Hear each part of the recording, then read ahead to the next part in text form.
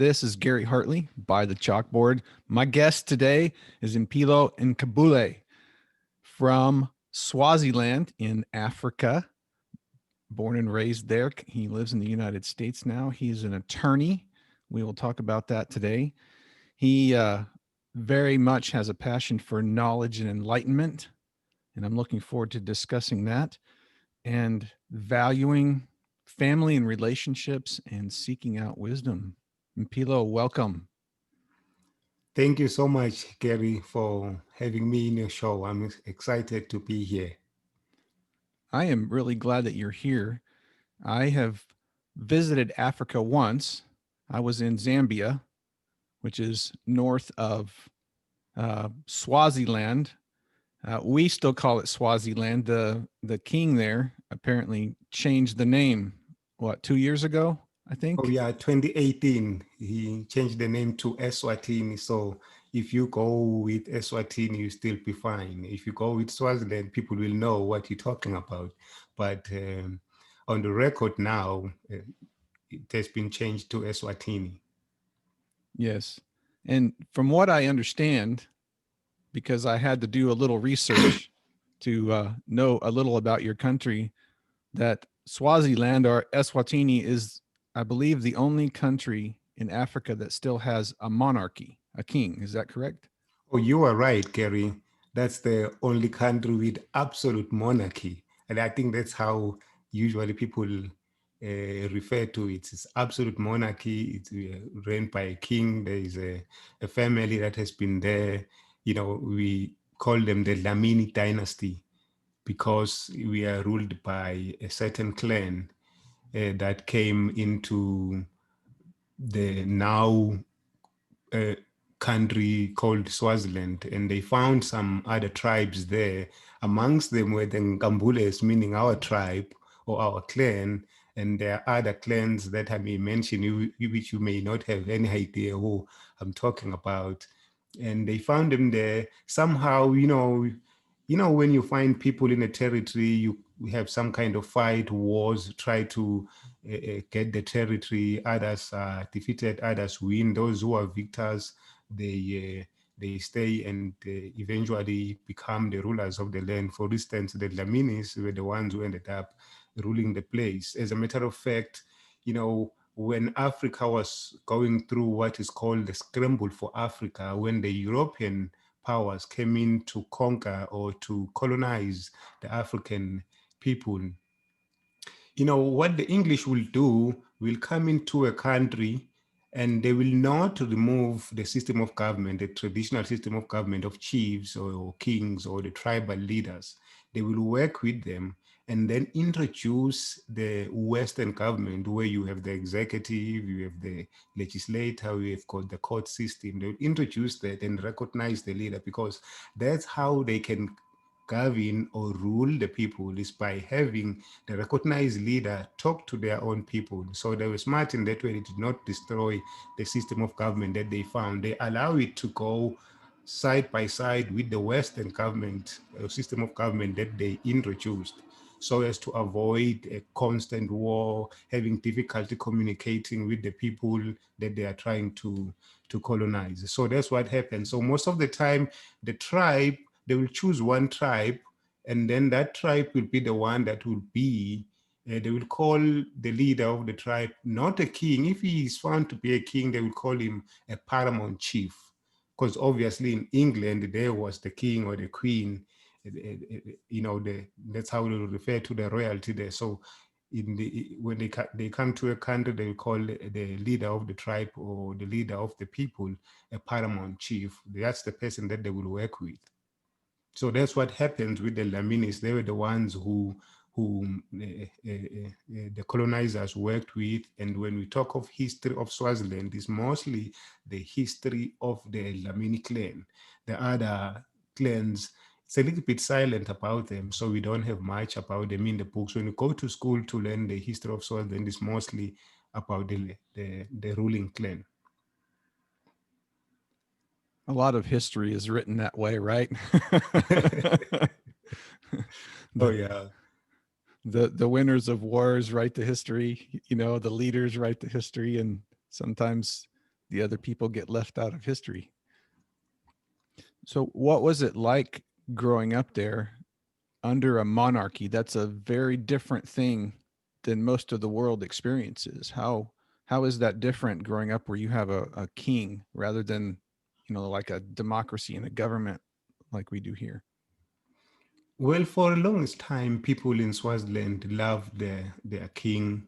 Um, there was a very wise king in the country called King Sobhuza II. I don't know if you came across that when you were doing your research.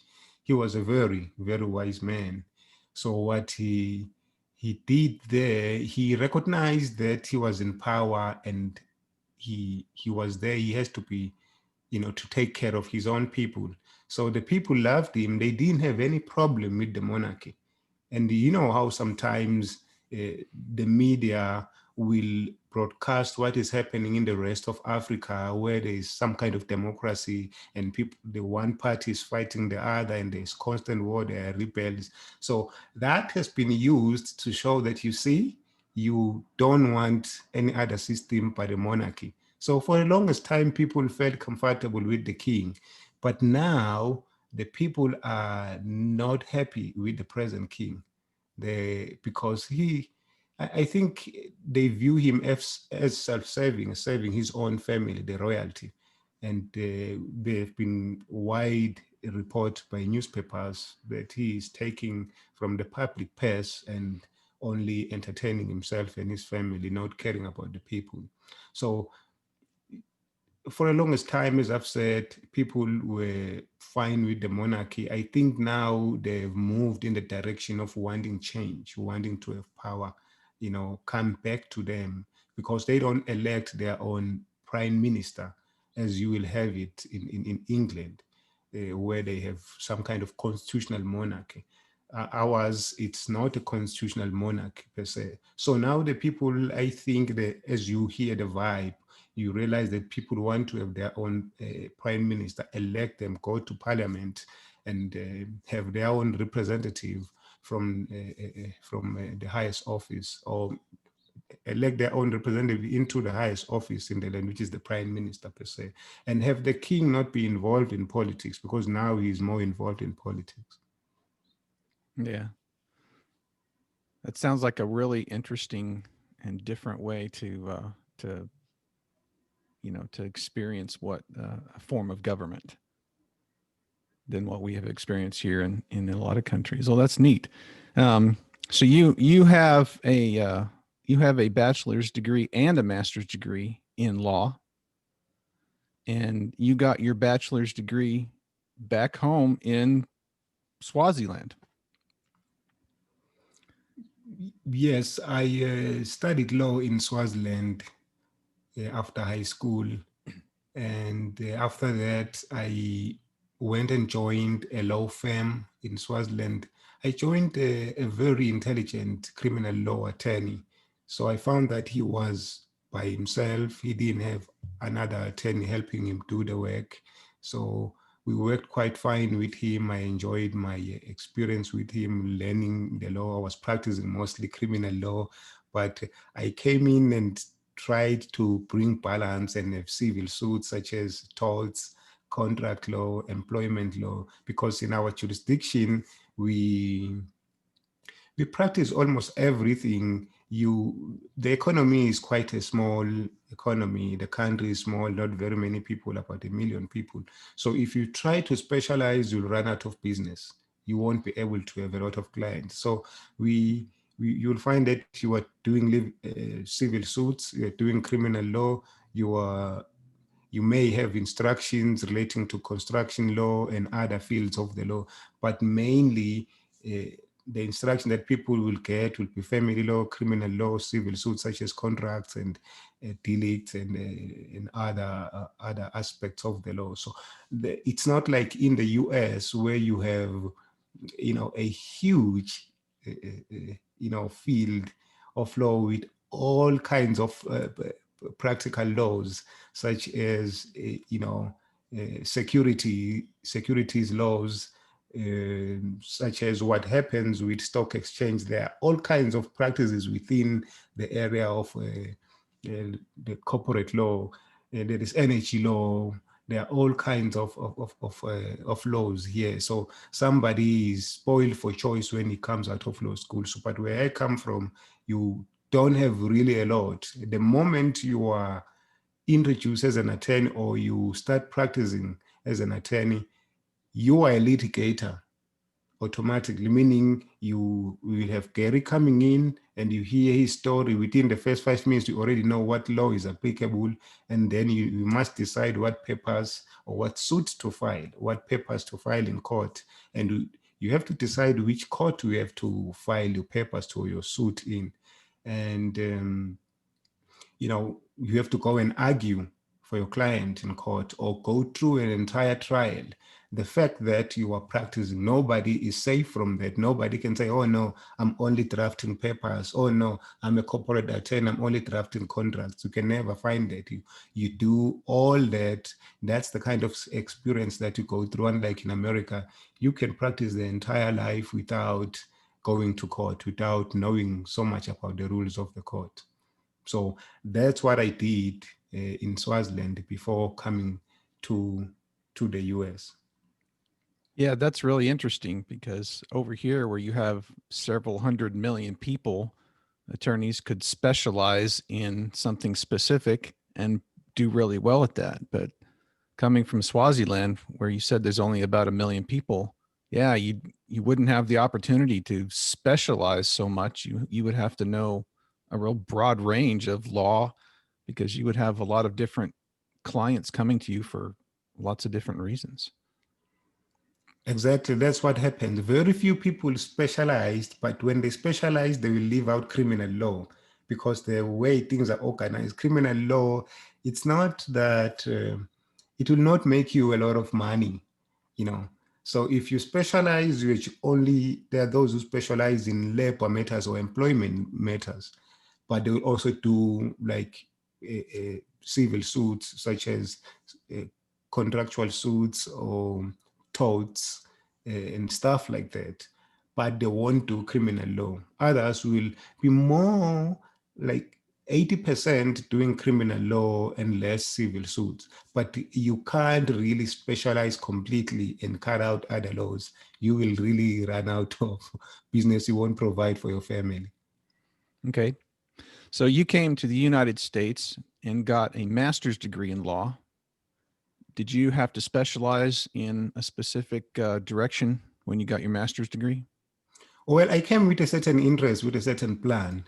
I when I was when I worked with the attorney that launched my uh, legal practice, I worked with him for 5 years.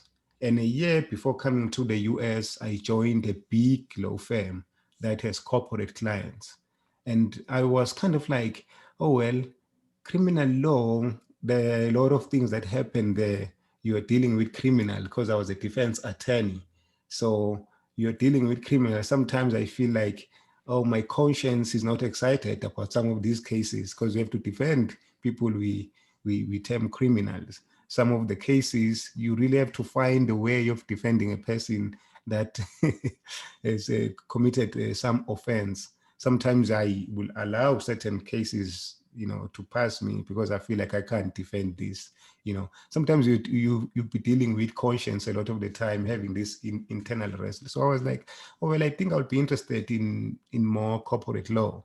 So when I came to the US, I um, I had the mindset of picking classes that are related to corporate law. So when I got here, I got into Brigham Young University, Reuben Joy Clark Law School.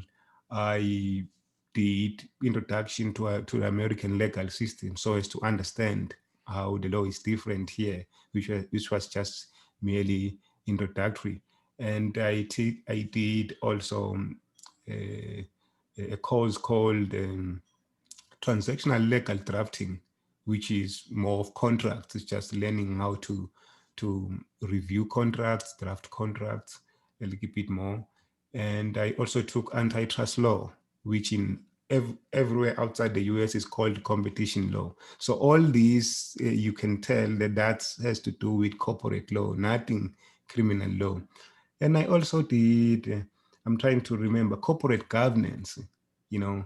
So that's more of stuff for in-house counsel. I also took that course because you just never know. I may go back to Swaziland and find that I end up in the corporate world. So I must be aware how to advise the client when I am in in-house counsel. So those are some of the courses that I took when I came to the US to do my master's degree. Okay. So did they accept your degree from Swaziland when you wanted to pursue your master's degree? That was the main requirement. You must have a first. As a matter of fact, the program is provided by a number of universities in the US. It's called the LLM program, which is the master's degree in law. It's basically for international attorneys. So you can't take that master's degree, which is a year, if if you did not have the first degree as an attorney or a first degree as a law degree, I should say. So you won't be able to be accepted just right from the start. Okay. So growing up in Swaziland, you mentioned that you had a life of subsistence farming there. Oh, yeah. I consider myself, when I talk to people, I consider myself as somebody who has lived in two worlds at the same, not really at the same time. I grew up, in the city, and there was a time where my parents sent me to live with grandma or great grandma in the rural areas, and that's where I think I learned more about life. Because when I look back, I realize that was real life. Why? Because today we find ourselves inundated with GMOs, you know, with dirty water, dirty food, dirty air, in the whole industrialized world. But when we were there, I was very close to nature. Sustenance farming, it means that you need to be behind the plow, and there are oxen that are pulling. You are cultivating the fields, you are plowing, you are planting at a certain time of the season. Just going through the law of the farm at a certain time of the season, you are weeding, and comes to a time where you are enjoying the corn. We call it maize there, those heads of grain. In the US and the Western world is called corn. So you will enjoy fresh corn around December. Somewhere in March, you are harvesting, and you take your harvest and put it in a crib so that it can be exposed to the elements and dry up. And then you remove the grain from the head, and you put it in a tank, and a huge tank. So it's kind of like food storage. And over the season, when you go through the winter season where you are not out there in the fields, you have something to eat. You take the grain and you grind it. You take it to the mill and you grind it, and it becomes something like flour, which we call maize meal. And that's really a staple food from my country. And you can eat that with meat, with all other things, almost similar to mashed potatoes when it's cooked. It's more solid, not light. So that's the kind of life that I lived. The other thing that I look back and I enjoyed, I was kind of like a shepherd, minding cattle. You'll take them out of the kraal and take them for grazing in the fields. You go up to the mountains far away from home, and you come back in the evening, you put them in the kraal. Not only cattle, but you also will have goats and sheep. So living that life, you will be exposed in the wilderness to all kinds of fruits, natural fruits, you know, and we were healthy, strong.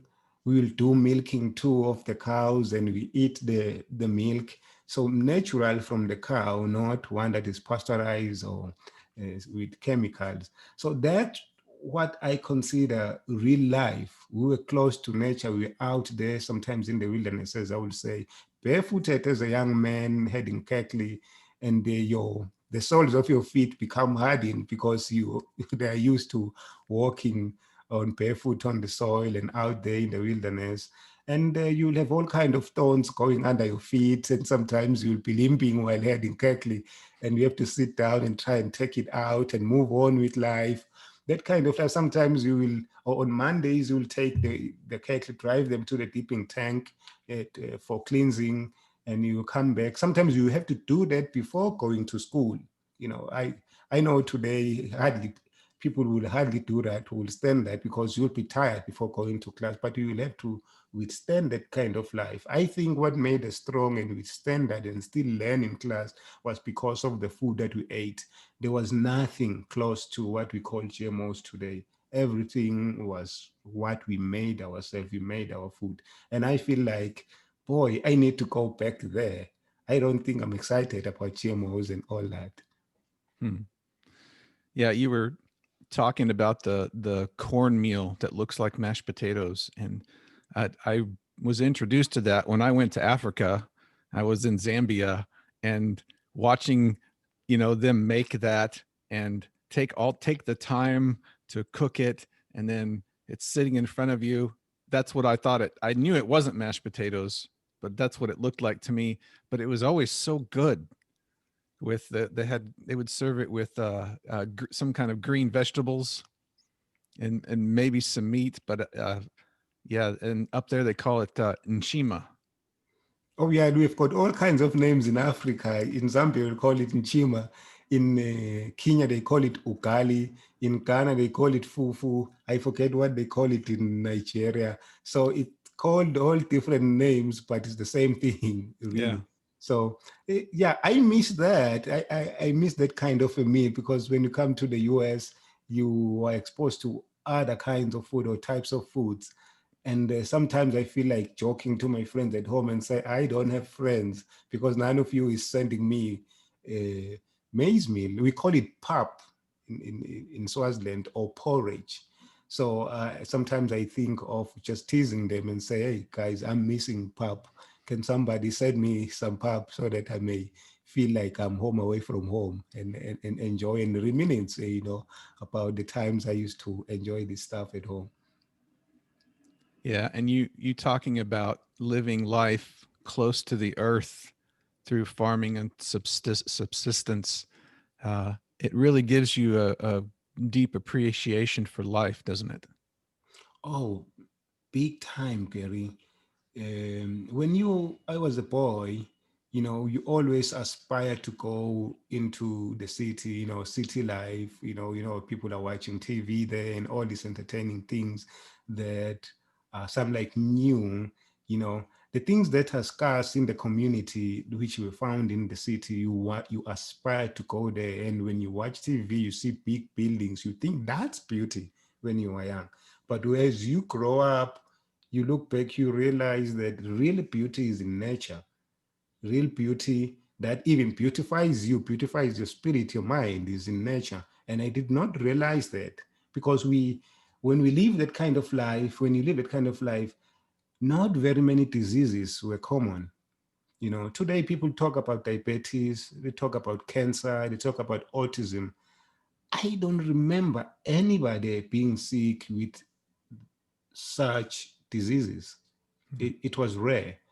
You can break your bone and regrow it.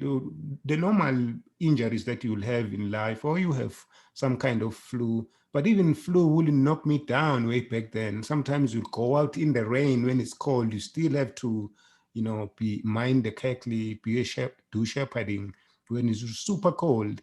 But I don't remember being occasionally knocked down by flu and cold or any stuff like that. People were relatively strong, and I attribute that to the food that we ate. One doctor one mentioned something. As a matter of fact, this was an idea held by the ancients that all disease is one disease. Food is medicine. And I know that from a practical experience. When I heard that, I was like, for sure, I know that I live that kind of life. I pity I live in a city. I can't make my own food. I must rely on buying food, and almost everything around me is genetically modified. You were talking about milk and having natural milk, and I noticed something in the supermarket here where I buy milk, that most of the milk, the common brands, will expire, 2 weeks from now. But there's one brand of milk they sell that is very natural, no artificial anything in the cows. The expiration date is usually 2 months away, at least 6 weeks away. 2 months. Sometimes it's 2 months away. And I thought, wow, that's such a remarkable difference between most milk will expire really quickly, but this natural milk, still processed, some won't expire until 6 weeks or 2 months from now. There's such a difference between the quality of something that is left more natural than something that we've tried to modify and modify and modify. It seems to get worse in ways. Oh yeah, I usually speak of nature and the natural. I love nature and the natural things. Here is one thing about that milk also. Sometimes we will allow it to ferment, and that becomes part of food and it becomes bitter.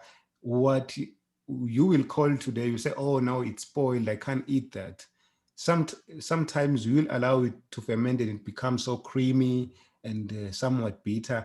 That itself is medicine. I think it's been proven in medicine today that, you know, the, the gut needs such things that are bitter. It's for our health. The things that we think they've got bacteria sometimes, there are things that are healthy for us. The gut needs it. So I only learned recently that though the milk will be viewed as bad and becomes bitter, we will still eat that. That was part of our food, and nobody got sick. If you will come and have that kind of a meal, you will get sick because your system is not used to it.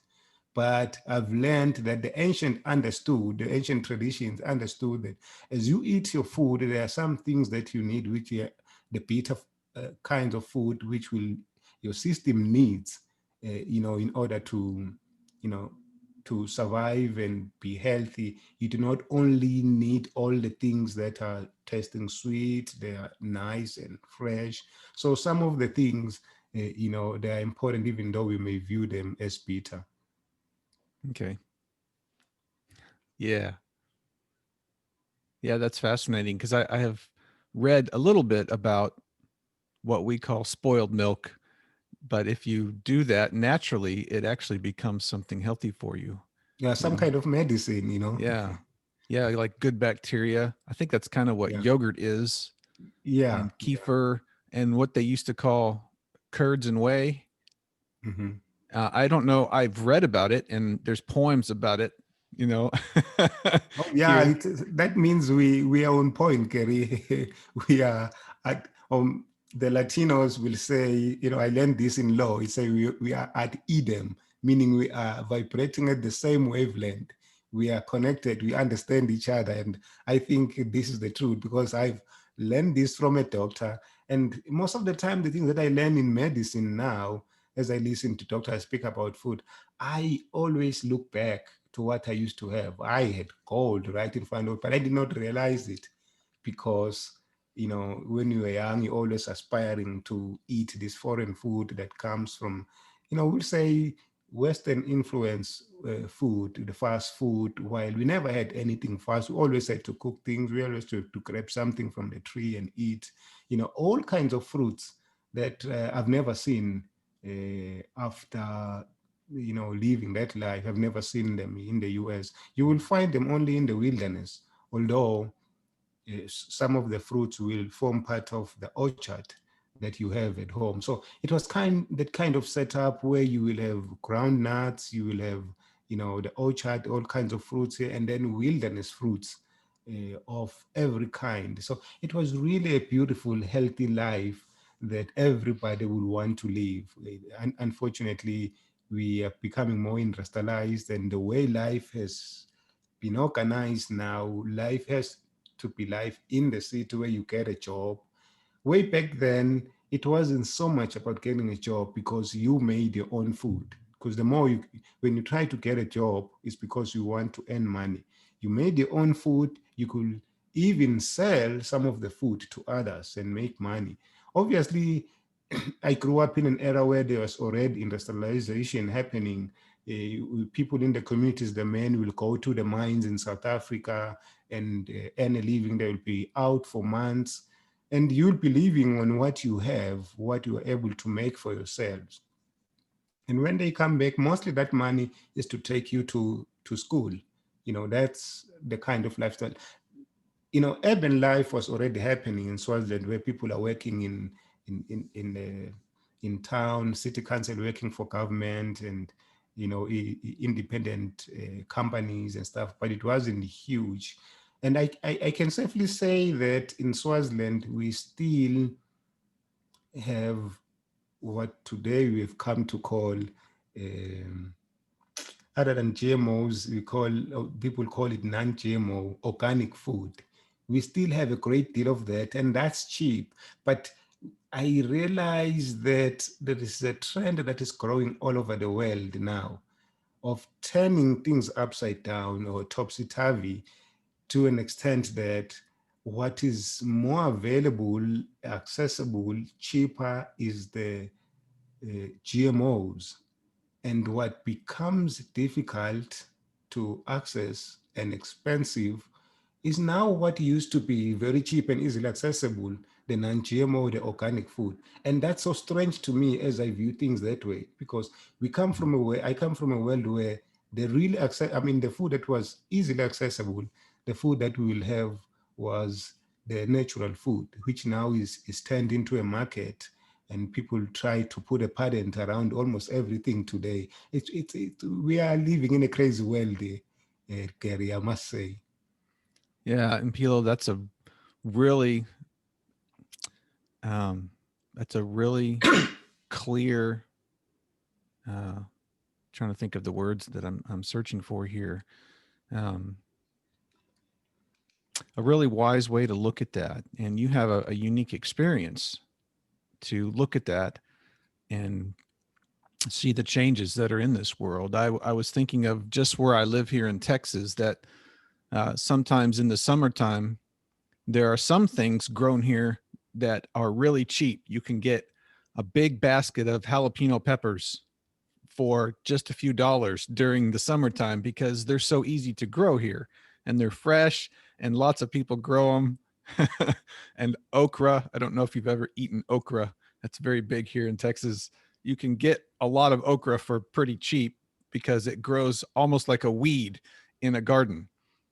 But a whole lot of things like that used to be cheap.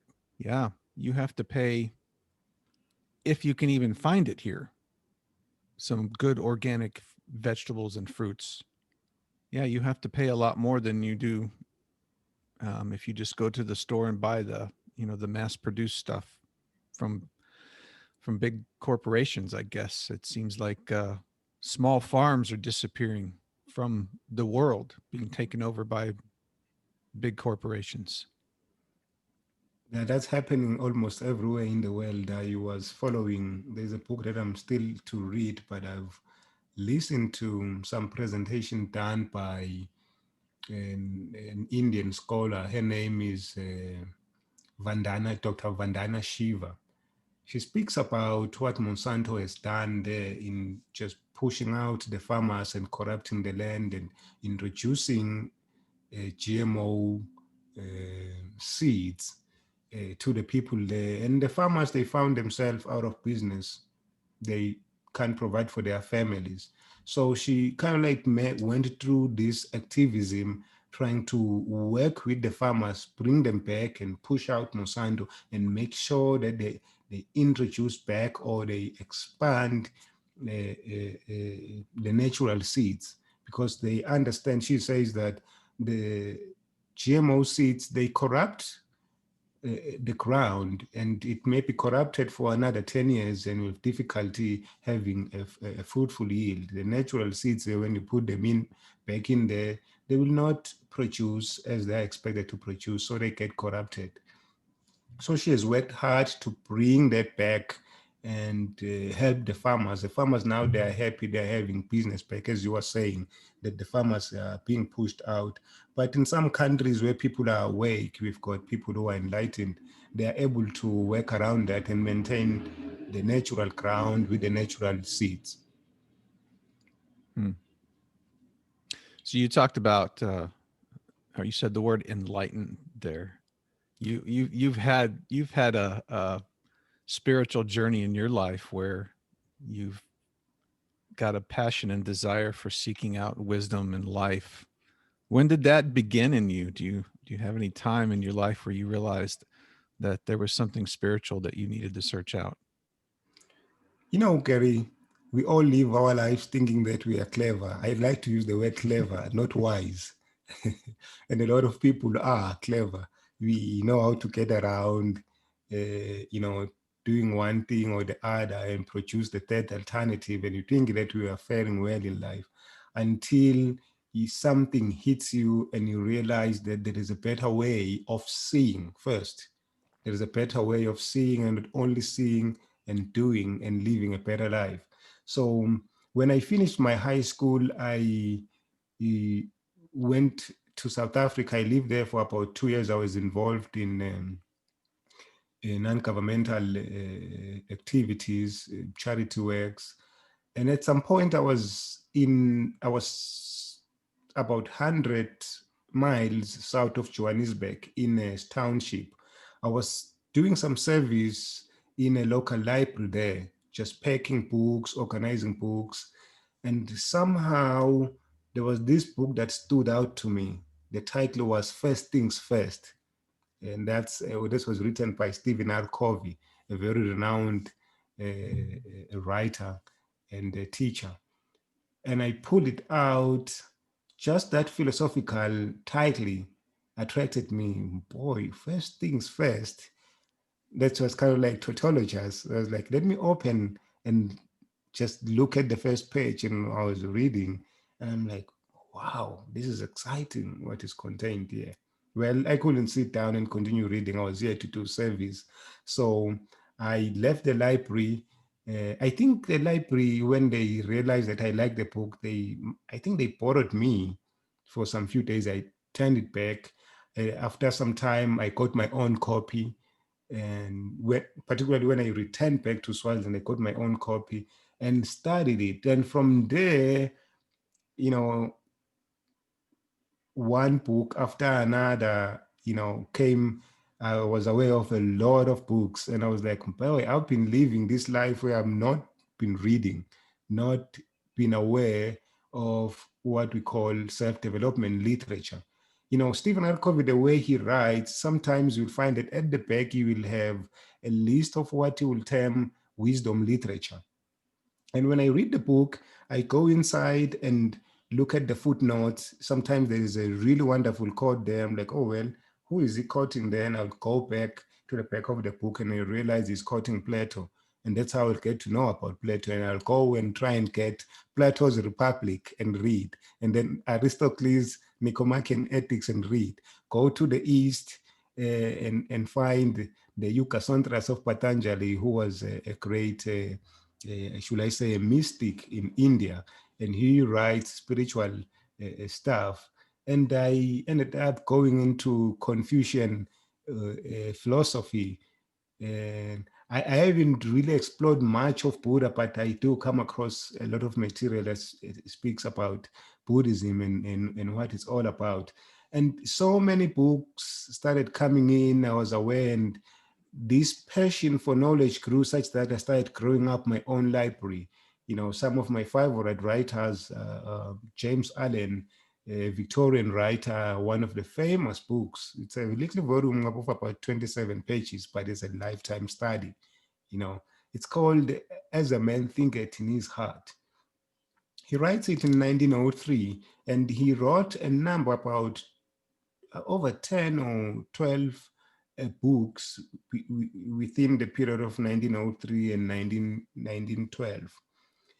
And I've read almost everything that he has written, trying to get, his thinking, his mind in relating to to mind itself and how the mind operates. Because as a man thinketh, he's treating the subject of mind and how it operates in bringing us misery, in bringing us happiness. Not only him, I've read other books such as there was a judge in the 1800s, I think is one of the fascinating writers of the past 200 years.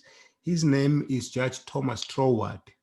He descended from England and became a divisional judge in India, Punjab. And one of his writings is Edinburgh Lectures on Mental Science. So I've always had this excitement to learn about the mind and how it operates. And oh boy, so philosophical and beautiful. And the other book that I've read is the creative. I'm forgetting the title, but it has to do with the creative power in the individual. And the other one is The Spirit of Opulence that I've read from the same author. And a lot of contemporary, writers today that have read, I'm trying to remember some of the books, but that's just how my quest for knowledge, quest for enlightenment, quest for spirituality began. And I find I grew up in a religious family, where we are taught that there is a God in heaven who loves us, who has created us, and it is Jesus Christ who is the Savior and all that. So I got also invested into religious philosophy, because I did not only just read spiritual literature in relation to the various philosophies out there by individual sages and the wise ones, but also studying the man Christ. And I went in depth trying to understand what he's all about. And as others narrate about him and the history of Christianity, somehow you get to know a little bit more about Judaism and other religions. And being aware of the so-called monotheistic religions, Judaism, Christianity, Islam, and also other religions too. But the real love was more philosophy and enlightenment. I don't know if I have mentioned something that catches your thinking in what I've said about the history of my coming or having interest in enlightenment and spirituality and wisdom literature. Oh, absolutely. There are two things that really touched me that I can relate to. Um, I'll touch on the second one to start. Is you talking about how you would be looking at a book and looking at the footnotes and see where that quote came from, and then you would read, oh, I'm going to read this person and read that person. I have done so much of that. There would be a quote in a book I'm reading and by somebody's name in another book. And I would think, well, I want to go look at that book. I want to see everything they've written. And so I would go find that book. And that desire for that knowledge um, attributed to me finding and learning all sorts of beautiful things. And but the first thing you said was when you were sorting those books, that one just jumped out to you. It was a draw to you. Uh, do you find that there is a natural pattern in life that what you need in this moment gets maybe sometimes brought to you in front of you and something within you just knows it? The ancient teachers, I think it has come also to our day. They will say, I think it's Lao Tse who said, when the student is ready, the teacher will appear. To me, that's natural law that you are raising. I believe in that. I believe that we attract. James Allen, one of my favorite writers that I've mentioned earlier on, he says that we don't get what we want, we get what we are, which is an interesting philosophical way of putting it. Sometimes we are so stressed that we are not getting one thing or the other, while we have not raised our vibration to a level where we vibrate at the same level with what we want. So we must first become what we want in order to attract it into our lives. I'm told that in the 1500s there was Michelangelo, when he was working on the in a sculpture in was it Francis in way back in Italy. He he first had to be the sculpt before he could carve it. So it has to be completely in his mindset, in his being, before he could carve it. So that's an interesting natural law that we must first become what we want in life. Yeah, that's so fascinating because looking back at my life, there were so many things that came to me that I was aware of, and they came right at the exact moment that I was able to receive it. Probably many times that happened and I was unaware of it, but I can definitely tell many times that that happened and I was aware of it. And it's happened just with books. Sometimes these books would come and it was exactly when I needed it. And I would know if this came 5 years ago, I would have rejected it because I wasn't ready for it. But now I'm ready for it and it makes sense and it touches me somewhere deeply inside. And those are some of the pivotal moments of my life that changed my perspective, opened up new opportunities for me to learn, and made me realize that I don't know a whole lot. Oh yeah, Gary. I just have a thought about the subject matter. You know, I'm reminded of because the world we live in, the universe we live in, is governed by law. You know, when once we have that striking our mind, we start looking for the laws so that we may obey them. Because then there's nothing that escape law. Everything is governed by law. And I'm reminded of James Allen again because I have a lot of his words in my head. He says, I hope I won't butcher his words. I hope I will stick with the original content. He says, not what he wishes and prays for does a man get, but what he justly earns. His wishes and prayers are only gratified and answered when they are in harmony with his thoughts and action. Mm, So just right there, that's beautiful philosophy suggesting that, you know, people who are religious, they will pray so hard and they become heartbroken and end up giving up this, believing that God will ever help them achieve one thing or the other. But you find that if you really watch close and study yourself, your mind is not there, your actions are not there. You are just, you know, praying hard while you do not behave in the manner or in line with what you want. Going back to what we've said, you have to vibrate in line and be ready for what you want. You have to be one with it. You have to be spiritually married to it before it can physically build up and come to you. For instance, some people dream about having this beautiful car. And as they have the strong desire, because desire is a law, you know, faith is a law, that's some of the laws that govern our lives. As you have this deep desire and work towards the thing, you know, somebody somewhere across the world will be building this nice car that will eventually, through, you know, commerce, and it will eventually go across the seas and get to the US, and eventually it is in Texas where Gary is. And all of a sudden, Gary is going down the street. He is prepared, and then he sees, this is the car that I want. And then he goes on to make the transaction. This is not chance, this is law. This is not accident. You know, in our generation, when we are not enlightened, we, you know, we call certain things that we don't understand miraculously, as if it's something magical, while everything operates by law. Okay, as far as I understand the world I'm living in. mm. So you've learned a lot of this uh, value in life from these authors that you have read. Um, but you'd mentioned to me in an email that you had a stressful time when you were working through your master's degree in law, and you even had to get some help with that. So, how did that work in your life, where you had a foundation of things, but you also went through a real challenging time? Well, when I came to the US, I to the university, there's a lot to read than I've experienced before. I used to read in the university before I came to the US, before I became an attorney, as I was studying my first degree in law.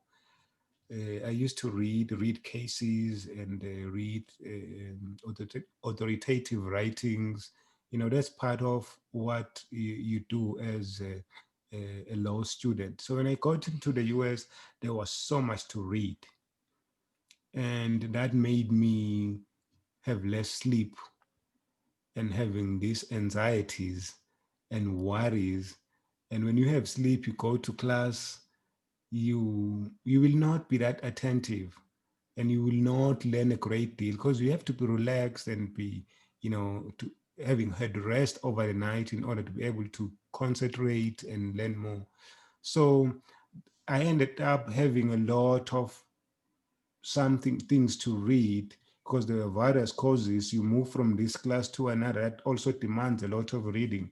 Sometimes you will find that you have to read about over 200 pages of content for a week, and understand that concept. I mean, understand the concept there, understand the law there, so that you can be able to participate in class.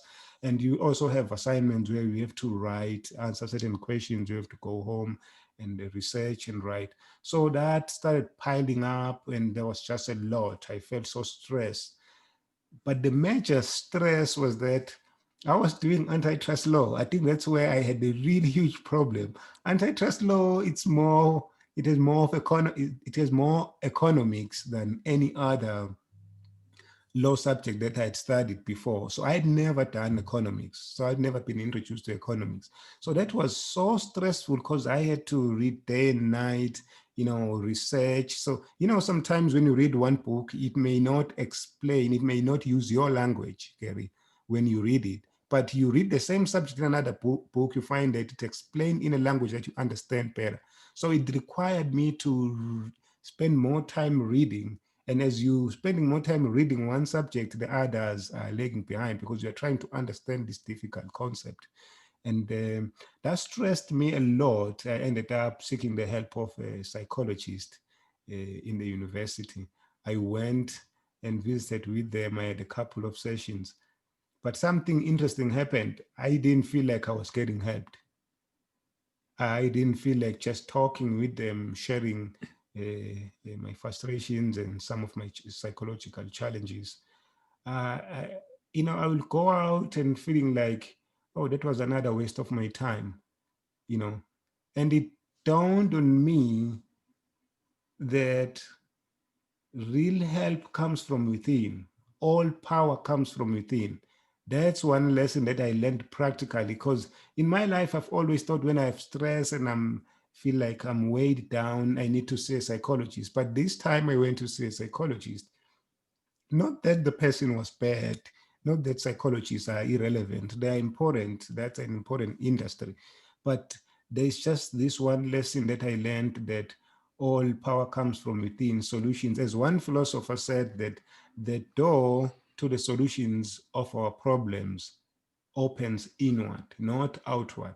So there is so much power. We are not tutored that way, that we need to go in, do mindfulness, meditation, which is something that has always been there. The ancient lived on that. People, will go out to nature and sit there and, refresh and all that. So that's one lesson that I learned, that the psychologists, they in psychotherapy, they just take you through a process of realization that the power really comes from you.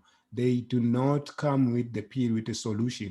You are the solution, because the problem begins inside you. And in my judgment, just right next to the problem, which began right inside you, is the solution to your problem. So psychologists and psychotherapists and people of that caliber, they help you realize that. And the most skillful ones, I think, they walk you through, or they allow you to take them to the center of the problem. And as they realize the center of the problem, you both realize the problem, they also allow you to, to lead them to the solution, such that both of you can find the solution and realize the solution is inside. I don't know if that makes sense, Gary.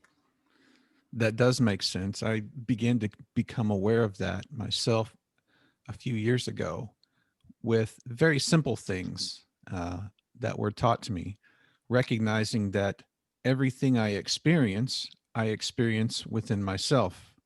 I don't experience anything outside of myself. It's all experienced here.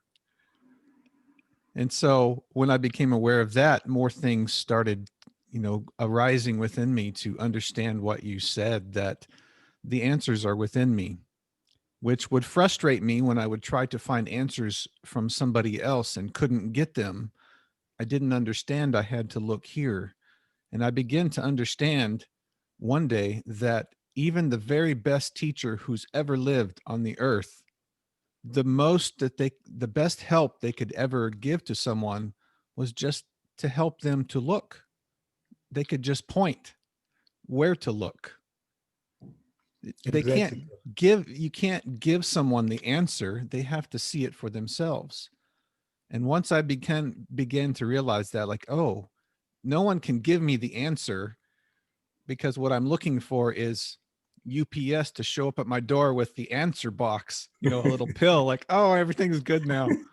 But no, I had to put the effort in and give my own attention to what was going on within me. And when I began to do that, it's like you said, and I love the way you said it, the problem and the answer are sitting right next to each other.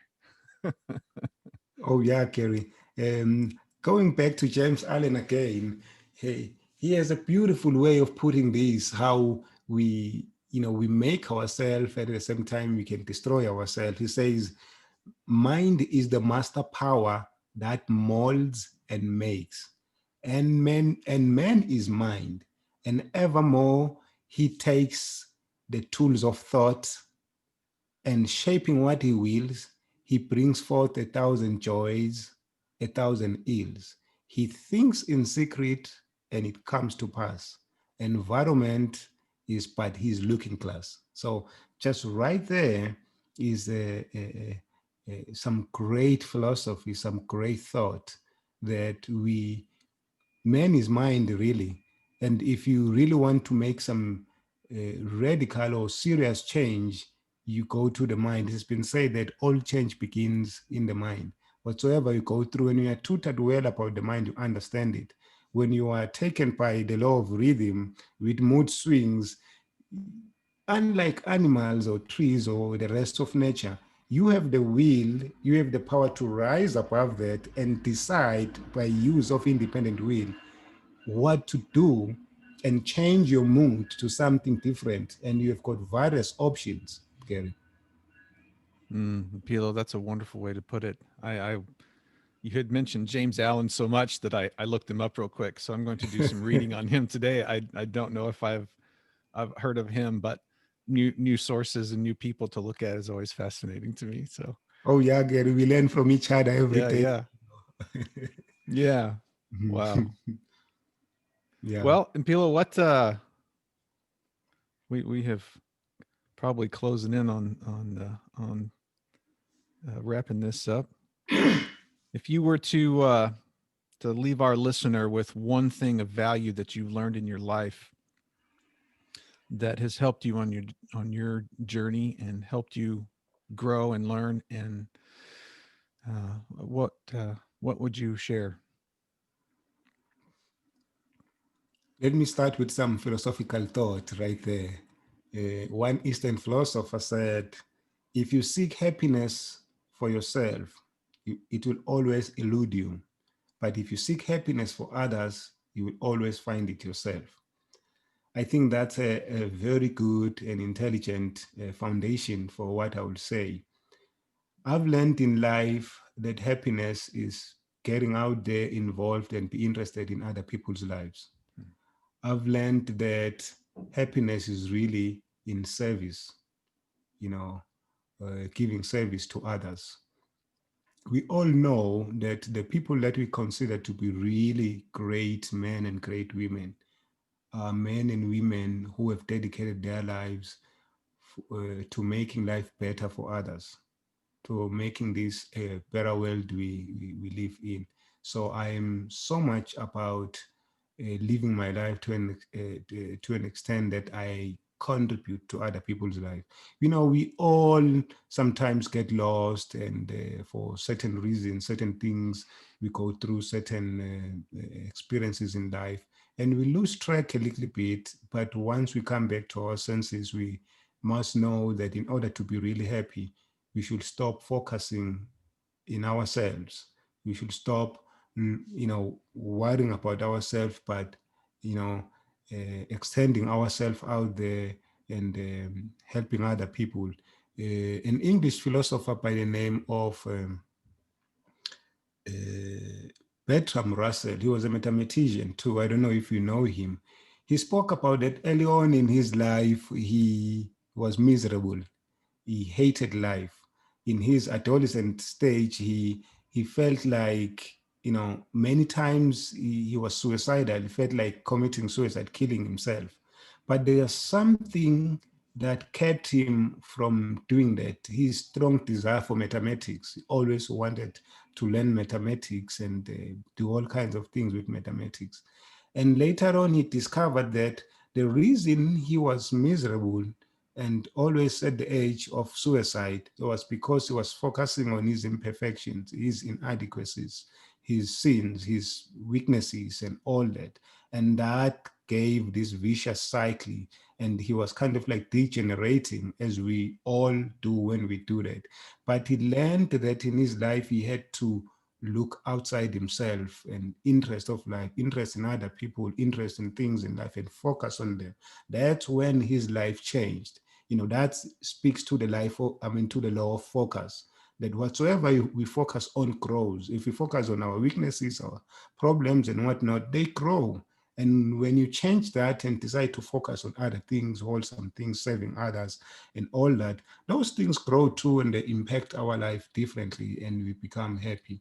So that's about what I can say, that we need to, in a world that is becoming more darker and darker and troublesome with all what is happening today, I think we need to connect more with others and find joys in giving, in helping one another. Gary. Mpilo, that was a beautiful way to kind of summarize everything that you've brought to our conversation today. I thought it was great. Um, well, I have thoroughly enjoyed this conversation with you. I'm so glad that you came on, that we could talk and dive into deep things of life. And I hope that our listener got some great value out of this, because I sure got great value out of our conversation today. Thank you so much, Gary. Thank you for having me. I've enjoyed myself. Great. Well, maybe we'll talk again and do another show here in the Oh, future. that would be awesome. I would love to have you in my show too. Okay. Well, I'm up for that sometime, so let me know. Oh, yeah, I will do that, Gary. Thank you so Okay. much. All right, Mpilo. Bye bye. Bye bye. Have a good day. You too.